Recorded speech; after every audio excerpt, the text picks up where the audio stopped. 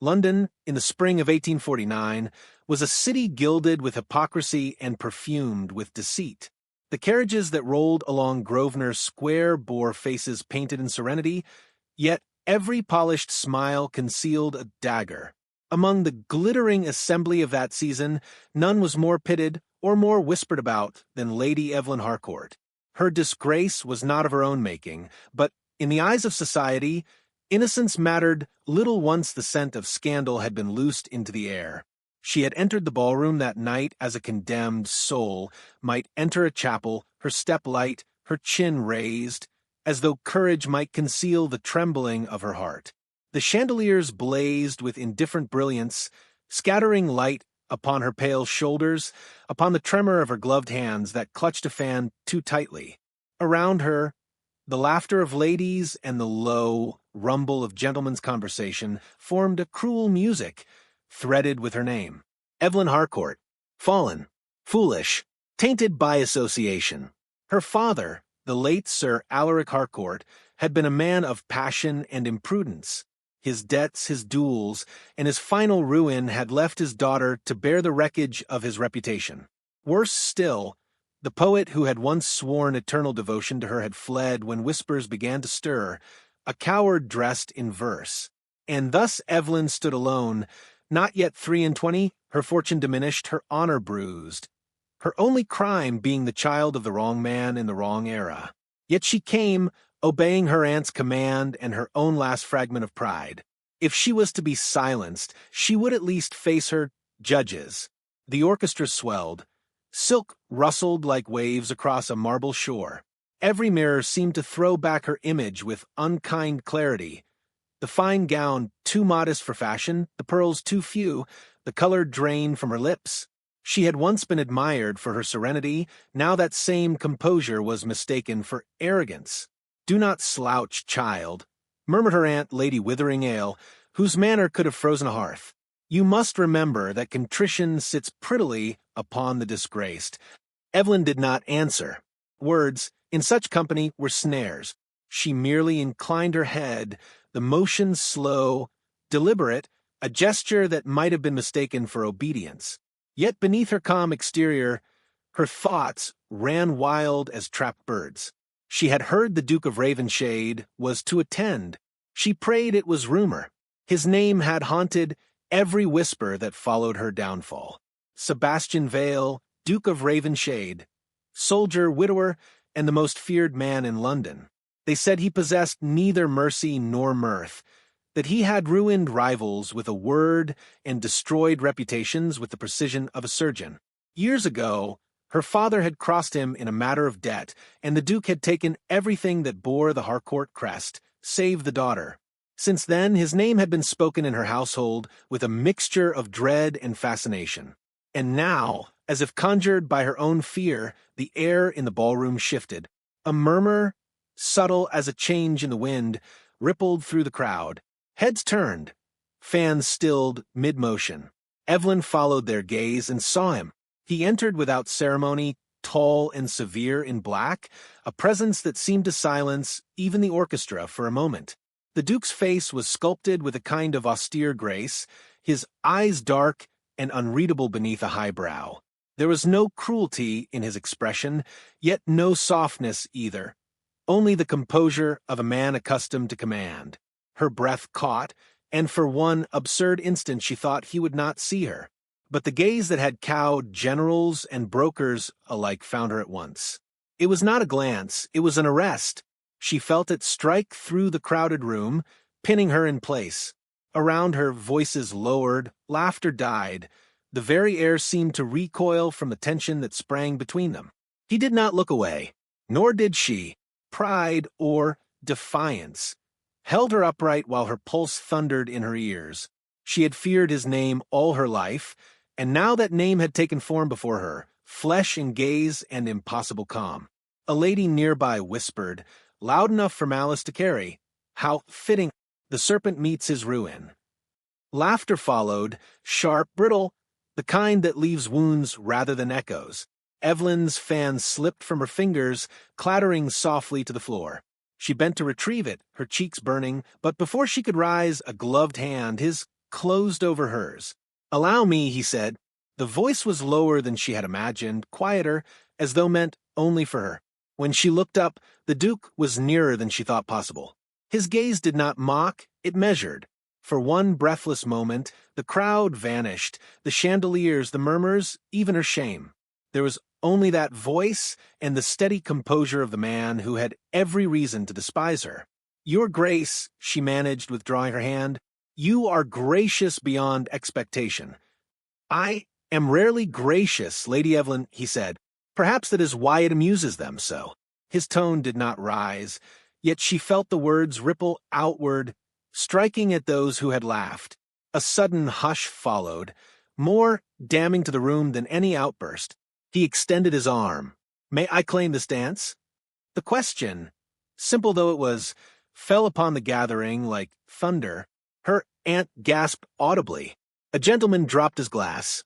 Evelyn's heart wavered between disbelief and terror. No refusal was possible. He outranked every man present. To deny him would be to invite greater ruin. To accept was to place herself beneath the very shadow she dreaded. For a long moment she stood motionless. Then, with a grace born of desperation, she placed her hand upon his arm. The orchestra, uncertain, resumed its waltz. They moved to the center of the floor, and as the first notes swelled, the circle of onlookers widened, whispering like wind around a flame. Evelyn's steps faltered once, then steadied. The Duke's hand rested lightly against her back, guiding without command. "You tremble," he murmured. "I have reason," she replied. His expression did not change, yet she sensed the faintest stir of something, approval, perhaps, or regret. "Courage," he said softly, "is not the absence of fear, my lady. It is what one does despite it." She met his eyes then, and for the first time saw not the villain of rumor, but a man wearied by the weight of his own legend. The music wound around them, tender, relentless. The watchers stared, confounded, uncertain whether they witnessed humiliation or something far more dangerous. When the final chord faded, he released her, bowed with measured courtesy, and turned to leave. The crowd parted before him. Evelyn stood alone once more, her pulse still echoing his words. Around her, the whispers began again, louder now, confused, uneasy. Yet something had shifted, faint but irrevocable. For the first time in years, her shame felt less like a sentence and more like a beginning. The morning after the ball arrived with a cruel serenity, as if the city itself wished to forget what it had witnessed. Yet for Lady Evelyn Harcourt, forgetfulness was impossible. Every hour since the dance had carried the echo of the Duke's touch, the calm authority of his voice, the bewildering contradiction of mercy where she had expected vengeance. She had not slept. She had merely endured the long stretch of dawn as one might await a sentence. When her aunt's butler entered the breakfast room, bearing a single-sealed envelope upon a silver tray, Evelyn felt the air leave her lungs. The crest stamped into the red wax was unmistakable, the raven of House Ravenshade, wings outspread as if mid-flight. Her aunt, seated opposite, leaned forward with a predator's curiosity. "From his Grace?" Lady Witheringhale breathed. "Well, child, open it. We shall see what price gallantry demands." Evelyn's fingers trembled as she broke the seal. The parchment within was heavy, scented faintly of cedar. The handwriting, dark and deliberate, revealed a brevity that struck like thunder. "Lady Evelyn Harcourt, permit me the honor of calling upon you this afternoon. The matter is urgent and concerns your future. S. Vale." There was no greeting, no apology, no ornament of sentiment, only certainty. Her aunt's eyes gleamed. "The matter concerns your future, does it? He intends reparation. Perhaps he wishes to silence the wagging tongues by offering patronage, or something more permanent." Evelyn folded the letter without reply. She could not explain, even to herself, the turmoil it provoked. Gratitude warred with dread, curiosity with resentment. She had long believed the Duke incapable of compassion, yet every action since their meeting defied that belief.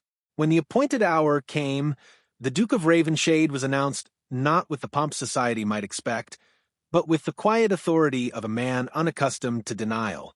His presence filled the drawing room before he spoke a word. Evelyn rose, her hands clasped to steady their tremor. "Your Grace," she began, and was startled by the sound of her own voice, too soft, too uncertain. He inclined his head. "Lady Evelyn." Silence followed, dense as fog. Lady Witheringale excused herself, though her retreat was slow, reluctant, her eyes sharp with speculation. When the door closed, the Duke turned fully toward Evelyn. "I have no wish to prolong your discomfort," he said. "London thrives on cruelty. The events of last night will already have multiplied beyond recognition. I am accustomed to being misjudged, Your Grace. Then you are stronger than most." His gaze was steady, yet it carried something she had not seen before, a shadow of regret, or perhaps remembrance. He continued, "You stand upon the brink of ruin, not of your making. I can prevent it." "Prevent it?" she repeated, almost laughing. "And by what right would you concern yourself with my ruin?"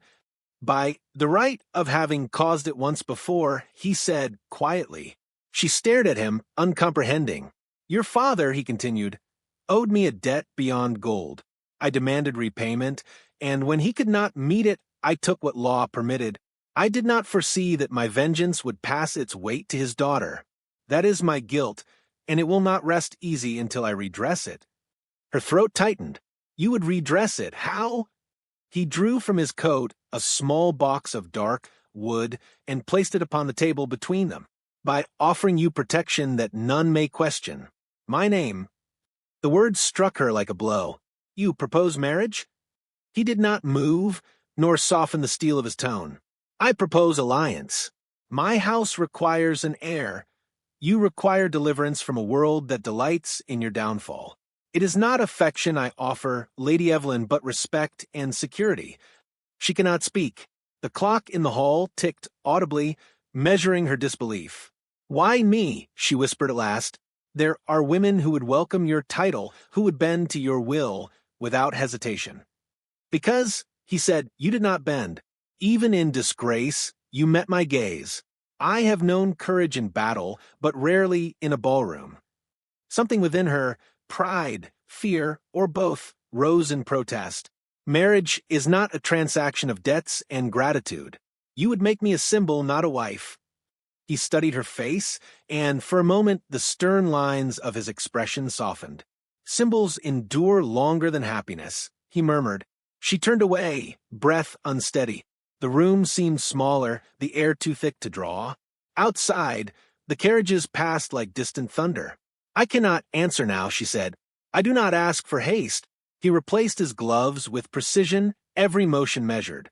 "You may despise me if you must, but understand, Lady Evelyn, that I offer not pity but redemption, both yours and mine."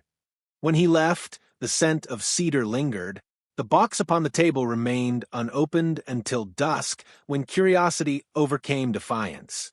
Inside, nestled in velvet, lay a gold locket engraved with her mother's initials. Evelyn's breath caught. The miniature within showed her mother's face, smiling faintly, painted years before Evelyn's birth. How had he found it? The portrait had been lost in her father's final insolvency. Her aunt entered just as she closed the lid. "So, the beast courts beauty," she said, seating herself with a rustle of silk. "Society will choke upon its envy. You will be duchess before summer." Evelyn did not answer. Her gaze lingered upon the locket, the token that bound past sorrow to present confusion.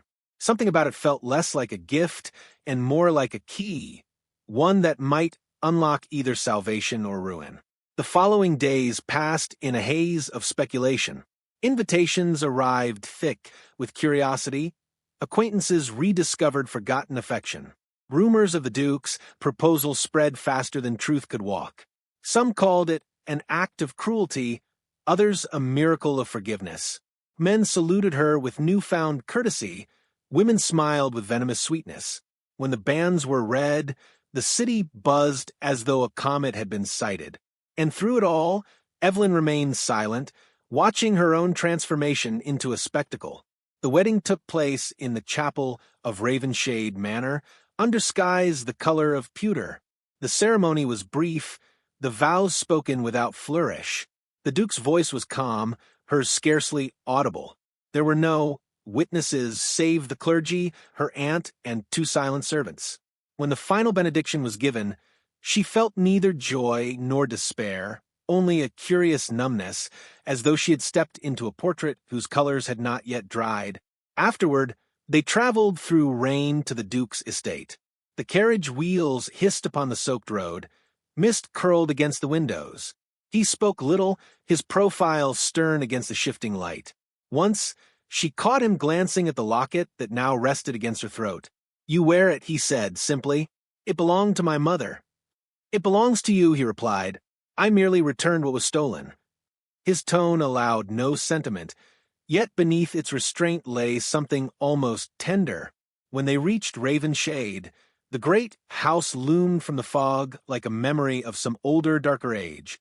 Servants bowed as they passed, eyes downcast. Within, the corridors whispered with history. Portraits, tapestries, the faint scent of smoke and old secrets.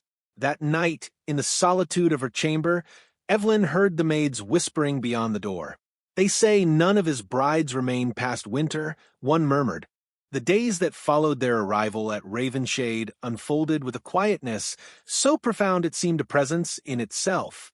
The great manor, vast and ancient, appeared to breathe in its sleep the sigh of the wind through high corridors, the whisper of drapes stirred by unseen currents. Evelyn moved through it like a ghost uncertain of her own haunting. The servants bowed with impeccable deference, but spoke little. The Duke's absence during daylight hours became as constant as the rain that veiled the moors beyond the windows. Her husband, how strange the words sounded in her thoughts, maintained the formality of a courteous stranger. They met at dinner beneath chandeliers that threw more shadow than light. Conversation, when it came, was of matters impersonal. Estate accounts, the restoration of the West Wing, the weather. Each word carried a restraint that bordered on weariness. Yet it was not indifference that disturbed her most, but contradiction. At moments she caught in him a glance, swift, unguarded, of something gentler, something that trembled on the edge of tenderness. Then it was gone, replaced by that remote composure which had become his armor against the world. One evening, a week after their wedding, a storm gathered over the moors. The sky pressed low, swollen with thunder, and the household withdrew early to their quarters. Evelyn sat by the window of her chamber, watching the lightning flash against the turrets, each illumination revealing her reflection. Pale, uncertain, framed by the glass like a portrait not yet finished, the locket upon her neck gleamed with each burst of light, the miniature within a silent witness to her solitude. A sound from the corridor broke her reverie, the faint tread of boots, deliberate and slow.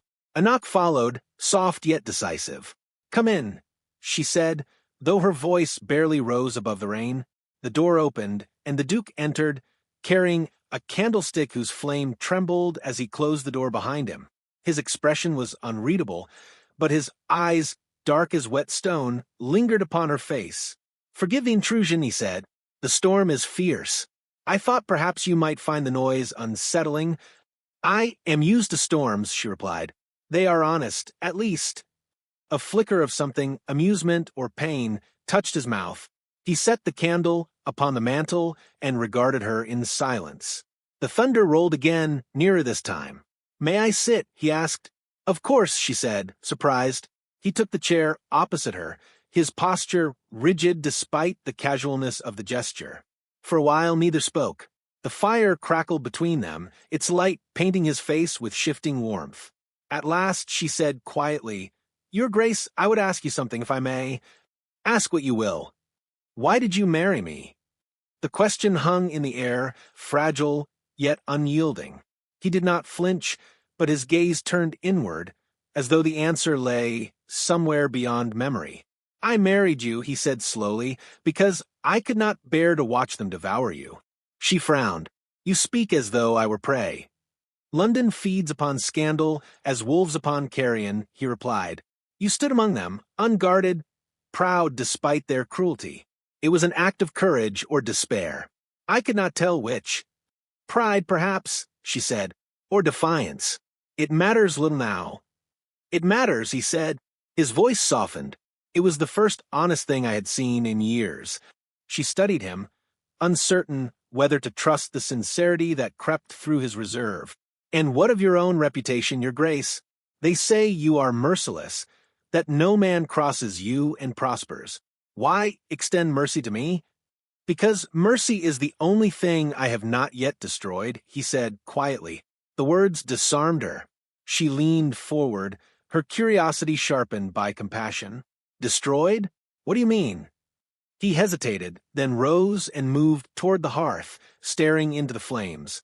Do you know, Lady Evelyn, what it is to be made of stone by necessity? To lose what gentleness remains because the world mistakes kindness for weakness? Yes, she said after a pause. I think I do. He turned to her, and for the first time, she saw vulnerability in him, not weakness, but the ache of a man long starved of solace.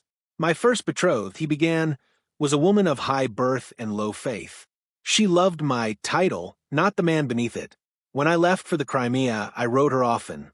She answered only once, to inform me she had married another. Upon my return, I found my family's honor questioned, my name a subject for jest. I learned then the value of silence and of fear. Both serve better than affection. Evelyn felt the confession settle between them like the dust of something ancient and long locked away. And yet, she said softly, you chose to bind yourself again. I did not choose, he murmured. I acted. The storm lashed against the windows. The wind moaned through the chimney. She rose without thinking, moved closer to the fire. The warmth touched her skin, and for a moment she felt almost unburdened. You mistake me, she said. I did not need rescue. I needed to be believed. His eyes lifted to hers, steady, unreadable. Then believe this, Evelyn. I have waited years to believe anyone. The sound of her name, spoken without title, startled her more than the thunder that followed. It carried neither possession nor command, only weary reverence. Silence fell again, filled with the rhythm of the rain. She could not tell whether the distance between them had lessened or merely changed its shape. I fear you, she admitted. He inclined his head, accepting the truth without offense. Most do. It is not your temper that frightens me, she continued. It is that I cannot decide whether you are my captor or my salvation. He looked away, as though her words had struck too near. Perhaps I am both. The confession left her trembling. For the first time, she saw how his composure concealed not indifference, but exhaustion, the burden of being a man feared by all and understood by none. He stepped closer, the firelight glinting in his eyes. You once dropped a rose at the ball, he said. Do you recall? She blinked, surprised. I do.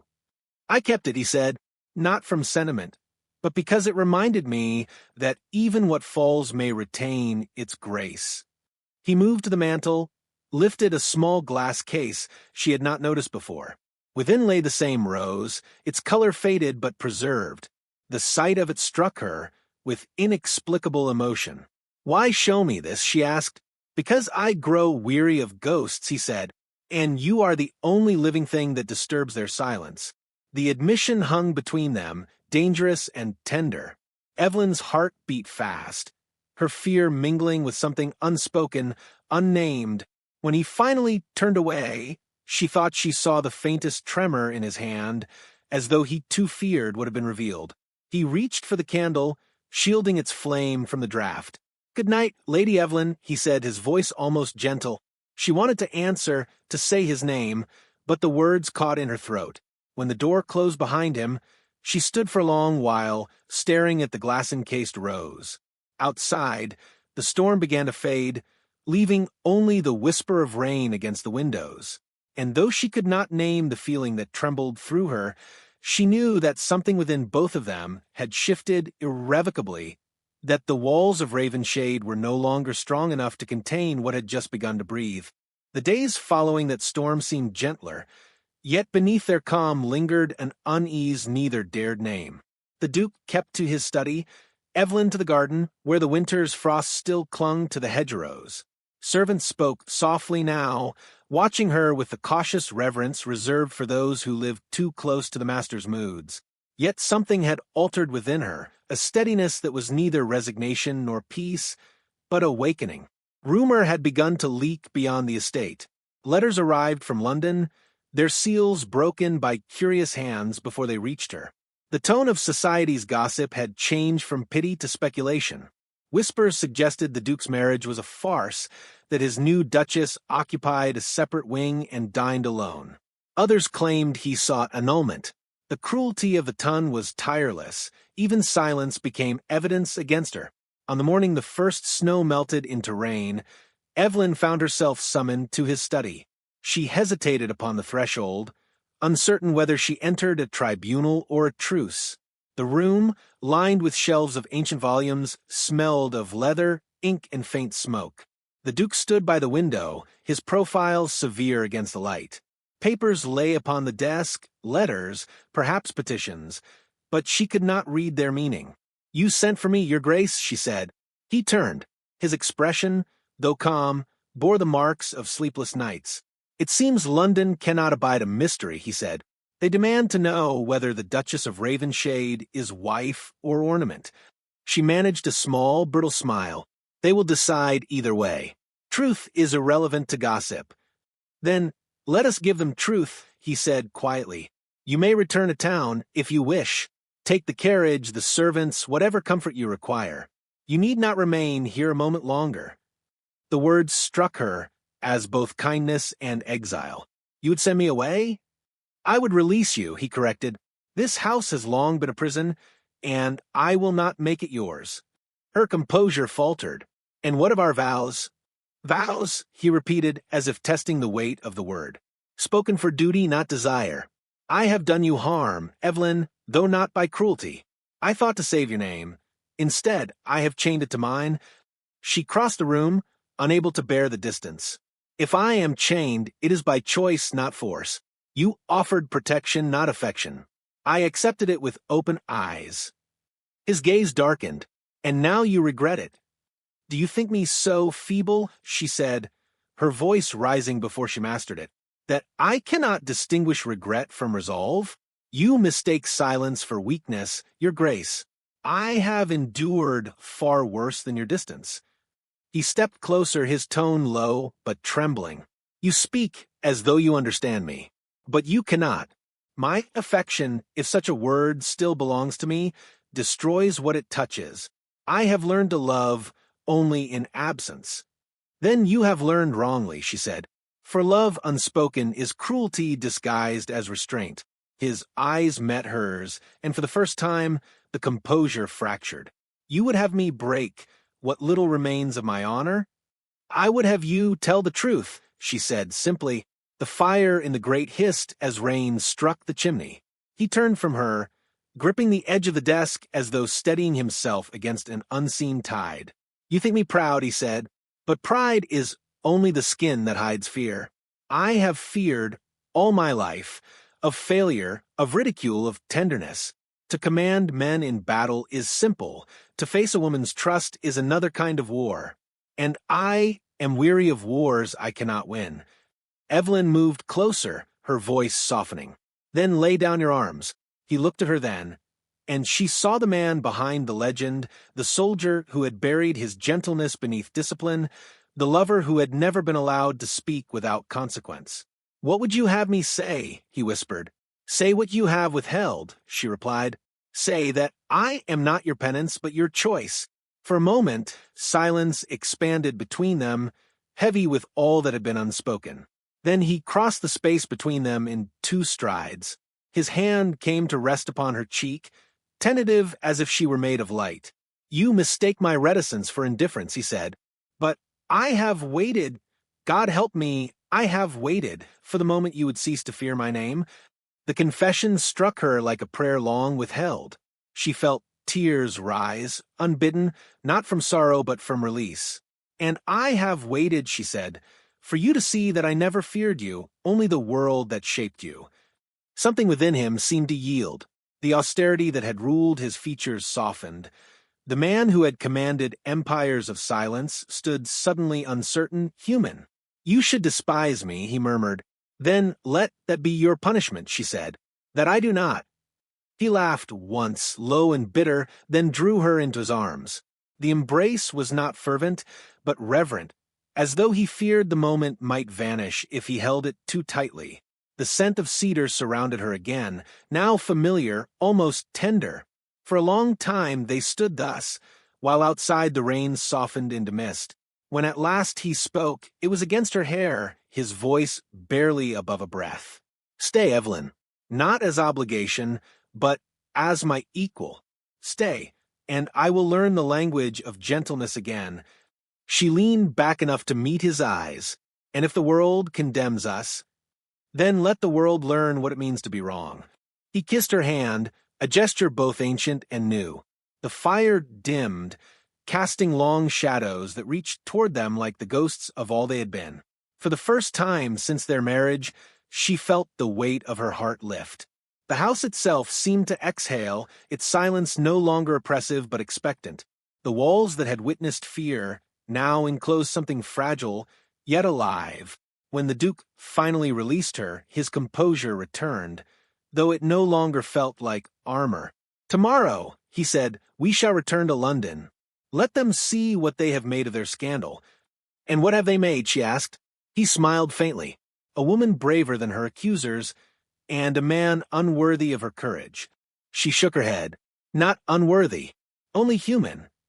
The words lingered between them as the last flame flickered and died. The rain had ceased. A pale moon emerged from behind the clouds, casting silver upon the windows. Evelyn turned toward it. Her reflection, mingling with his in the glass, a single image formed from two imperfect halves. In that fragile symmetry, she understood that redemption was not bestowed but chosen, and that theirs would be written not in forgiveness, but in the quiet endurance of truth. Yet even as peace settled between them, a distant echo intruded, the muffled sound of hooves upon the courtyard stones. A messenger had come, at so late an hour, bearing tidings neither expected. The Duke glanced toward the door, the serenity of the moment fracturing once more. "Who rides at midnight to Ravenshade?" he murmured. Evelyn felt the chill return, the foreboding that follows too close upon happiness. Whatever message awaited beyond that door, she knew it would not let their fragile peace rest untested. The clatter of hooves upon the courtyard stones shattered the stillness of Ravenshade like a bell tolling in the night. The Duke's head lifted, his eyes narrowing as the sound grew nearer. Evelyn felt her breath catch, that ancient instinct whispering that joy, once found, is never permitted long to linger. A knock sounded, sharp, insistent, echoing down the corridor with the authority of bad tidings. The Duke crossed the room, his every movement measured, controlled. When he opened the door, the storm-born air rushed in, carrying the scent of wet earth and distance. A messenger stood upon the threshold, mud-splattered, breathless, his cloak clinging to his shoulders. "Your Grace," he said, bowing low, "forgive the hour. I come from London, urgent dispatches from Lord Althwaite." The Duke took the sealed letter without word, dismissed the man, and closed the door. The seal broke beneath his thumb with a sound like the snapping of fate's thread. He read in silence, his face still, then folded the paper once, twice, and placed it upon the mantel. Evelyn waited. When he did not speak, she rose. "What has happened?" He did not answer at once. Instead, he walked to the window, staring into the rain-slicked darkness beyond. "Althwaite writes that Parliament will convene an inquiry into my affairs, my fortune, my honor. They claim mismanagement of military funds during the Crimea. My name, it seems, will again be entertainment for the city." Her hand went to her throat. "But that is impossible. You are innocent." "Innocence is seldom a defense when envy holds the gavel," he said, his tone bitter but calm. "There are debts unpaid, not of money but of loyalty. I left men behind, Evelyn, and those who remember have long memories indeed." She crossed to him, her fear dissolving into fierce resolve. "Then we shall face them together."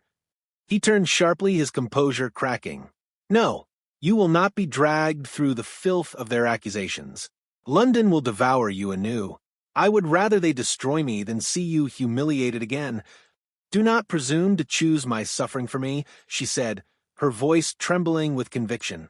"If I am to bear your name, I will not abandon it when it is spoken in disgrace. Love," she faltered on the word, but pressed on, "is not a fair-weather oath." He regarded her as though seeing her truly for the first time. "You would stand beside a man condemned." "I would stand beside the truth," she replied. The words struck him with the quiet finality of a vow. He turned from the window, his expression softening, the defenses of years falling like armor to the ground. "Then God help me," he whispered. "You are braver than I." At dawn, they departed for London. The journey was long and silent save for the rhythmic pulse of the carriage wheels. Outside, the world seemed suspended in gray, the moors fading to mist, the trees bent in a bow to the wind. Evelyn watched the horizon while her husband sat opposite, a figure carved in resolve. By the time they reached the city, word had already spread. The Duke of Ravenshade accused of corruption. His young wife, the orphan debutante who had tamed a monster, now whispered of as a fool or accomplice. The ton awaited their appearance with the hunger of vultures. They entered Althwaite Hall beneath a storm of murmurs. Men bowed with false courtesy, women turned behind fans to whisper. Evelyn felt every glance like the touch of ice upon her skin. Yet she walked with her head held high, her gloved hand resting upon the Duke's arm. Lord Althwaite, pale and tremulous, greeted them at the chamber door. "Your Grace, you understand the nature of the inquiry. The committee will hear evidence this afternoon. There are documents." "Forged," the Duke said simply. "Perhaps," Althwaite murmured, "but they bear your signature." Evelyn stepped forward. "Then let them hear my testimony." "No," the Duke said sharply. "You will remain silent." "Silence is what made you their target," she answered. "It will not save you now." Their eyes met, hers fierce with defiance, his shadowed with dread. He wanted to protect her, but protection now was indistinguishable from cowardice. With a slow nod, he yielded. When the chamber convened, the air was thick with perfume and judgment. The Duke stood before the assembly, the very image of dignity besieged. Charges were read, letters produced, each a blade aimed at his past. The murmur of scandal rippled like a tide. Evelyn listened, her heart pounding, until she could bear it no longer. Rising from her seat, she crossed the floor. Gasps followed her, audible, scandalized, but she did not falter. "My lords," she said, her voice clear, carrying through the chamber, "you accuse this man of deceit, yet you know nothing of his truth. You speak of accounts, of papers, of rumors, while the measure of his honor lies not in ink, but in deed. This is a man who risked life and name for others who now condemn him. I have known his silence, his solitude, his torment, and I tell you he is guilty only of loving a world too cruel to return it." The assembly stirred. The Duke stared at her, astonishment mingled with something deeper, purer, wonder, perhaps. Lord Althwaite rose, flustered. "This proceeding does not require sentiment, madam." "Then perhaps it requires humanity," she said. The murmuring grew louder. Some scoffed, others hesitated. But in that hesitation lay the first fracture in their certainty. The Duke stepped forward then, his voice low but resonant. "Enough. You seek a confession? Then hear it. I have been arrogant, unbending, fearful of compassion. If those are crimes, I plead guilty. But corruption? Never. I would sooner burn Ravenshade to its foundations than profit by deceit." He turned to Evelyn, the hall fading around them. "And if honor is to perish, let it perish knowing I loved once without defense." The words silenced even the cruelest tongues. Evelyn felt her vision blur. She had waited for this moment. The moment he would speak not as a duke, but as a man. The inquiry adjourned in confusion. The papers, later examined, were proven false, traced to a rival seeking his ruin. Vindication came quietly, without ceremony. But truth, once freed, needs no applause. That night, as the carriages dispersed and London's lamps glimmered upon wet stone, Evelyn and the Duke walked the deserted streets together. The rain had ceased, leaving the air washed clean. "You risked everything," he said. "So did you," she replied. He smiled faintly. "I no longer fear storms." She looked up, the faintest trace of dawn coloring the horizon. Nor do I. They paused upon the bridge over the Thames, the city stretching before them like a promise redeemed. He turned to her, his expression grave yet luminous. "Evelyn," he said softly, "when I first saw you, I mistook courage for rebellion, grace for defiance. Now I know they are the same. You have undone me and made me whole." She placed her hand upon his. "Then let the world speak as it will. We have already answered." And in that pale, tender light between night and morning, they kissed, not as penance, not as rescue, but as equals at last. The wind rose gently, stirring her hair like a benediction. Somewhere a bell told the hour, a sound neither solemn nor triumphant, but enduring.